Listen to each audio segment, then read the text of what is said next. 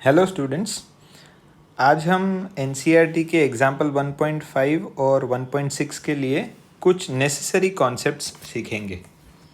तो सबसे पहला कॉन्सेप्ट ये है कि जैसा आप देख रहे हैं कि Q1 और Q2 या तो दोनों पॉजिटिव चार्जेस हो या तो Q1 और Q2 दोनों नेगेटिव चार्जेस हो।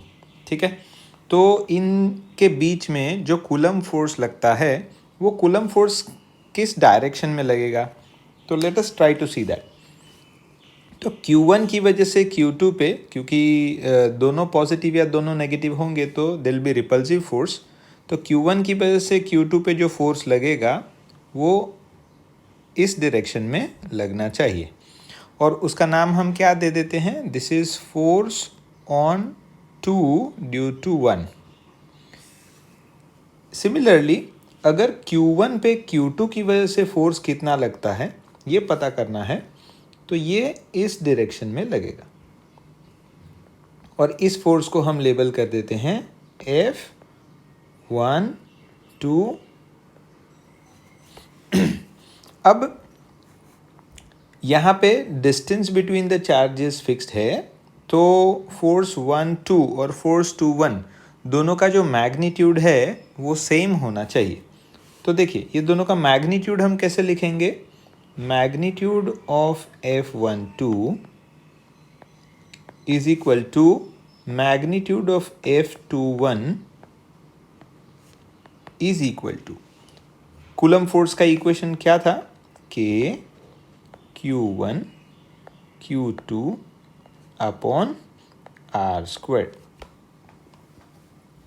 अब ये पॉजिटिव आएगा, this will be positive for both the cases. Both the cases माने दोनों पॉजिटिव है तो भी और दोनों नेगेटिव है तो भी। तो इस तरह से हम दो चार्जेस के बीच के फोर्सेस कैलकुलेट कर सकते हैं।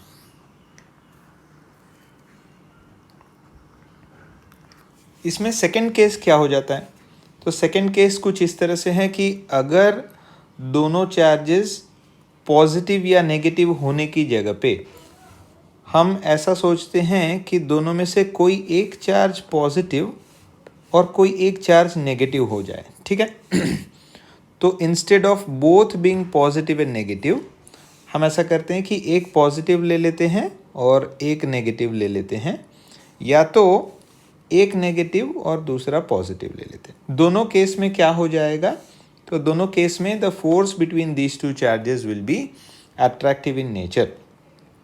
लेट अस सी, Q2 पे Q1 की वजह से जो अट्रैक्टिव फोर्स लगेगा वो इस डायरेक्शन में लगेगा। इसको हम बोल देते हैं F21, force on 2 due to 1। और Q1 पे जो Q2 की वजह से फोर्स लगेगा वो इस डायरेक्शन में लगेगा और इसको हम बोल देते हैं F12, force on 1 due to 2। Distance देखिए पहले जैसा ही है, the distance between them is R। तो इस केस में भी magnitude of F12 is equal to magnitude of F21 और ये मैग्नीट्यूड कूलम फोर्स के जितना ही हो जाएगा, ये हो जाएगा K Q1 Q2 upon R square. क्योंकि हम मैग्नीट्यूड लिख रहे हैं इसीलिए इधर मैं साइन नहीं लिख रहा हूँ, बट अदरवाइज़ अगर इसका साइन पता करना होता तो इसका साइन नेगेटिव होता, तो ये नेगेटिव होता और ये नेगेटिव होता तो हमें ये बोलता कि दिस फोर्स इज अट्रैक्टिव। ठीक है, अब हम चलते हैं वेक्टर्स के कुछ बेसिक्स रिफ्रेश करने पे। तो देखिए यहाँ पे हम पहले तो दो वेक्टर्स ले लेते हैं F1 और F2। ठीक है, और इन दोनों के बीच का एंगल जो है उसको थीटा फिक्स कर देते हैं। ठीक है, तो इन दोनों फोर्सेस का रिजल्टेंट जो है उसे हम FR बोलते हैं। This is resultant of two forces. यहाँ हमने पैरेललोग्राम लॉ का यूज़ किया है और पैरेललोग्राम लॉ या तो ट्राइंगल लॉ से resultant force between two vectors वो हम इस तरह से कैलकुलेट कर सकते हैं, that is under root of F1 squared plus F2 squared plus 2F1 F2 cos theta.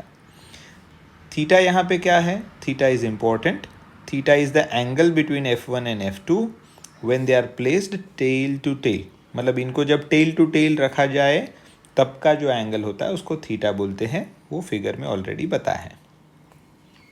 इसमें एक स्पेशल केस हो जाता है कि अगर दोनों वेक्टर्स इक्वल है, if both the vectors are equal, माने magnitude of F1 is equal to magnitude of F2 is equal to F, अगर ऐसा है तो हम F1 और F2 की जगह पे यहाँ F लिख सकते हैं, यहाँ भी F लिख सकते हैं और यहाँ भी F लिख सकते हैं। तो इसको सिंप्लीफाई करते हैं तो ये resultant force is 2F² plus 2F² cos theta होता है। अब जब हमको फोर्स के बारे में पता होगा और एंगल के बारे में पता होगा तो हम रिजल्टेंट फोर्स कैलकुलेट कर सकते हैं। तो चलिए इसके कुछ एग्जाम्पल्स देखते हैं, तो उससे हमारा प्रैक्टिस अच्छा हो जाएगा। तो इसमें सबसे पहला केस क्या है? चलो सबसे पहला केस है कि दो इक्वल वेक्टर्स हम theta is equal to 60 degree पे रखें तो उनका रिजल्टेंट क्या होगा। तो देखिए यहाँ पे हमने जनरल फार्मूला लिख दिया है, ठीक है। उसमें F1 और F2 इक्वल है, वो भी हमने सब्स्टिट्यूट कर दिया है। अब इसमें सिर्फ theta is equal to 60 degrees insert करना बाकी रह जाता है। But before we do that, theta 60 degrees रखते हैं तो कॉस थीटा कितना हो जाएगा? Cos 60 degrees is equal to कितना होता है? कॉस 60 1/2 होता है, ठीक है। तो लेट अस पुट दैट। तो रिजल्टेंट फोर्स हो जाएगा 2F² प्लस 2F² इंटू 1/2 और इसका स्क्वायर रूट।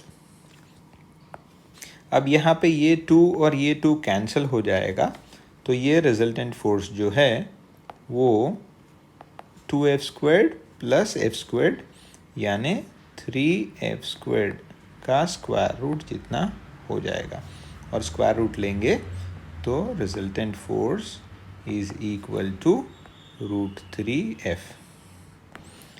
ये हमारा रिजल्टेंट फोर्स हो जाएगा जब दो इक्वल वेक्टर्स 60 डिग्रीज पे होंगे।